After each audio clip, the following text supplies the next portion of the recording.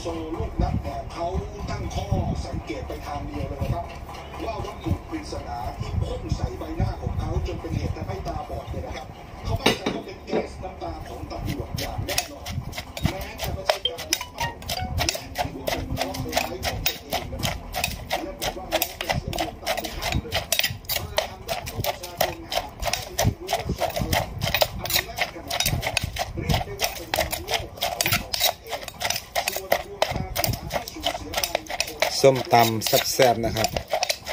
การทำส้มตำเผ็ดมากแซ่บๆ